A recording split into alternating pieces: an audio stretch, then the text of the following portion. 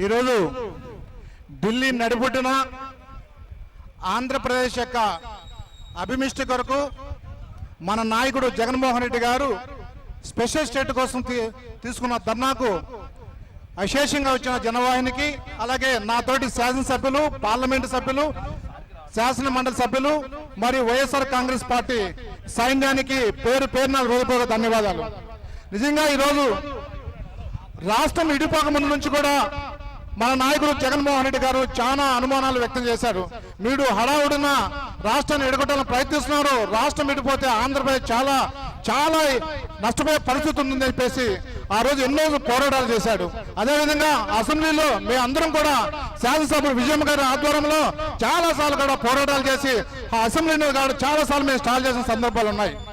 కానీ ఏమో ప్రపంచ యుద్ధాలు వచ్చేటట్టు కాంగ్రెస్ పార్టీ ఆ రోజు సోనియా గాంధీ గారు అదేవిధంగా బీజేపీ ఇద్దరు కలిసి పార్లమెంటు డోర్లు వేసి బిల్లు పాస్ చేశారు.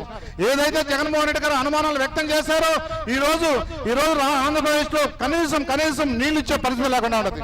తెలుగుదేశం పార్టీ అనేకమైన అబద్ధాల వాగ్దానాలతో వచ్చేసి దాదాపు 200 పైగా అబద్ధాలు చెప్పి అధికారంలోకి వచ్చి అనేక తప్పుడు ప్రయోగాలు చేసి అధికారంలో వచ్చేసి కనీసం డాక్రా మహిళలు కానీ అదేవిధంగా సాగునీరు కానీ తాగునీరు కానీ ఇవన్నీ కూడా చూస్తున్నారు. జనరల్ గా ఏదంటే ఒక రాష్ట్రం విడిపోయినప్పుడు, ఒక దేశంలో ఏమో విడిపోయినప్పుడు ఒక స్పెషల్ స్టేటస్ అని చెప్పేసి 1969లో స్టార్ట్ అయింది.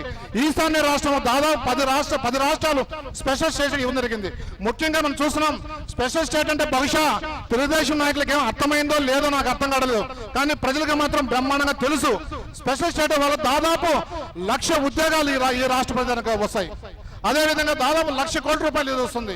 అదేవిధంగా మనకి ఈరోజు ఉత్తరాంధ్ర చూస్తాము, రాయలసీమ చూస్తాము, చాలా వెనకబడిన ప్రాంతాలు ఇవన్నీ కూడా స్పెషల్ స్టేట్ వల్ల ట్యాక్స్ మినహాయింపు ఉంటుంది, ఎన్నో ఇండస్ట్రీలు వస్తాయి.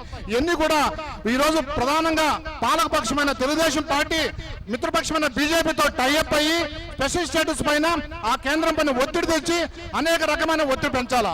మీ వల్ల కాకపోతే కేంద్రంలో ఉన్న పార్లమెంట్ సభ్యులు కానీ కేంద్ర మంత్రులు కానీ అందరూ రాజీనామా చేసి కేంద్రం పైన ఒత్తిడి, కానీ మీరు ఏం చేయకుండా మా నాయకుడు జగన్మోహన్ రెడ్డి ఆధ్వర్యంలో ఈ రోజు ఢిల్లీ నడుబొడ్డున ఢిల్లీని వణికించే విధంగా దేశం మొత్తం చూసే విధంగా ఎందుకు ఈ జగన్మోహన్ రెడ్డి స్పెషల్ స్టేట్ కోసం ఈ విధంగా పోరాడుతున్నారు అనే విధంగా అందరం కూడా ఆశ్చర్యపరిచి అర్థం చేసుకునే విధంగా చేస్తున్నాడు.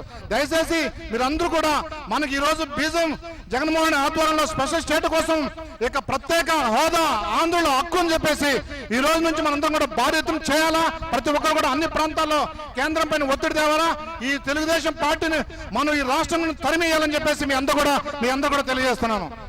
ఈ యొక్క అవకాశం ఇచ్చిన ప్రతి ఒక్కరు కూడా పేరు పైన ధన్యవాదాలు తెలుపుకుంటూ జై జగన్, జై జగన్, జై జగన్, జై వైఎస్ఆర్.